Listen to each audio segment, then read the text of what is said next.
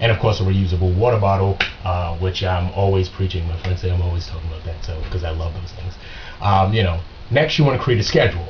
Now, to be successful, like before, you created, when you were in school, you had a schedule. At work, you have a schedule.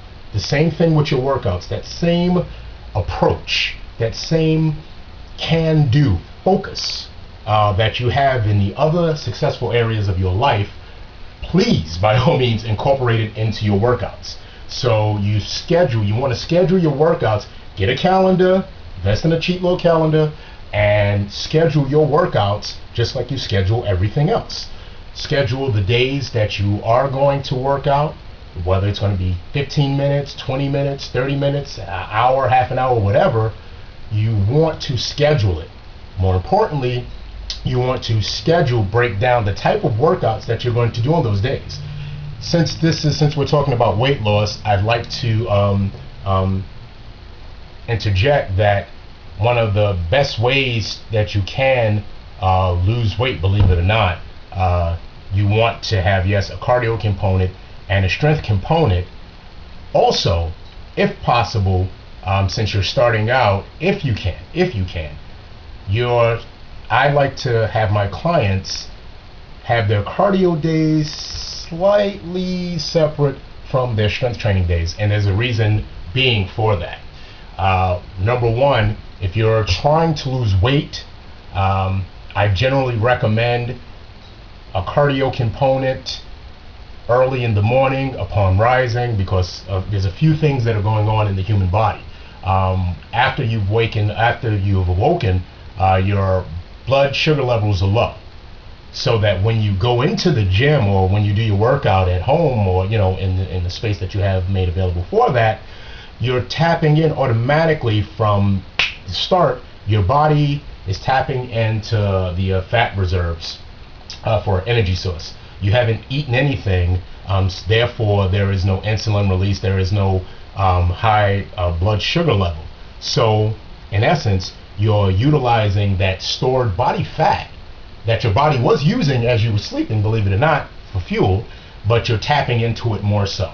And it's very, very hard, if not impossible, to lose fat, to have your body utilize fat as an energy resource when you spike your insulin levels. And anytime you throw something in your mouth,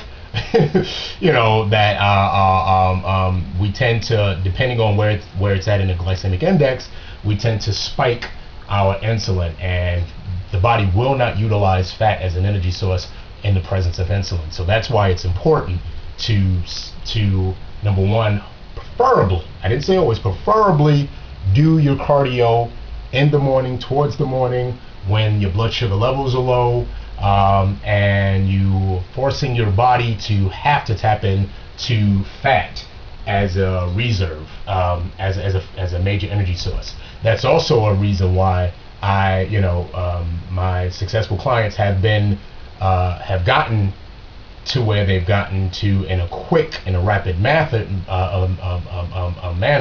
because I separated those days and had them specifically focus on cardio, fat burning on the cardio days, and strength training on the strength training days. And only after a prescribed time did I start to infuse a combination of the two, to continue to propagate the fat burning mode within their body. Okay, so you've decided what you wanted to do. You decided, you've assessed where you're at as far as your measurements. You've determined what you like to do.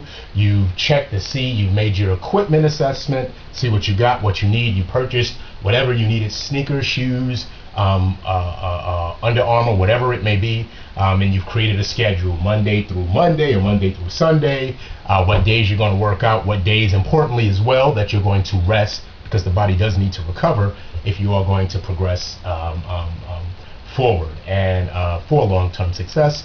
And you've assessed what days you're going to do cardio, what days you're going to do strength training, or what day you're going to do both. Again, I'm leaving this open, this dialogue in this particular area, in that we're all at different levels.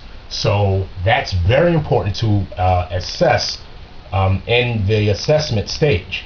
If you have not engaged in any cardio over the last 4 years, 5 years, 1 year, several months, you shouldn't get out there and just start running full blast to try to lose weight. Not only is that dangerous, it's foolhardy. You're not at that level. So you want to assess your level of physical endurance at the particular time before you start this successful long-term weight loss journey. Next, you want to, in that same schedule, you want to incorporate flexibility. And this also is very important. It is very, very important. Now, I'm here cooking right now. I'm having me some rice, some jasmine rice, some whole wheat pasta, all of those things. I've just finished training clients, and I'm supposed to have my workout. My workout is supposed to be going on right now. But I know very well there are other things that I must do. So what I'm doing now, since I've incorporated flexibility in my program, right now my body needs to eat, and I need to fuel it. I need to fuel it not only for the working muscles, but to continually burn fat and to be efficient. That's what I advocate to you guys. Incorporate flexibility in your program, in that if you can't work out that particular day, it's okay. It's not the end of the world. You're not going to throw the baby out with the bathwater. You're not going to, go and just take and throw your plan out in the garbage because you missed a day. Okay, you missed a day. Maybe you missed several days. Maybe you have family, girlfriend, boyfriend over, whatever. You want to have flexibility so that if you cannot work out, you can switch and change and be versatile, still do something that's healthy oriented, and get right back into the swing of things when you're able to. That's very important. Next, what I love to say, if possible, one of the best ways and secrets to long-term weight loss success is if you have support. If you have friends, if you have family members, loved ones, co-workers that you're somewhat close with, tell them about what you're doing. A lot of people sometimes are couch. They're kind of leery about that. But it's good to have a supportive team around you to encourage you, because there are going to be shortfalls. There are going to be days when you fall off the wagon. There are going to be times where you don't want to eat another a thing of wheat pasta. I love wheat pasta. Don't get me wrong. I love it. But I also love peanuts and trail mix, and I keep an extra. These are my Mr. Peanuts, my lightly salted, and my dry roasted nuts, because I'm a human being. We are human beings. We're active. You don't want to make your plan too stringent. You don't want to make it too ironclad. You set yourself up for failure.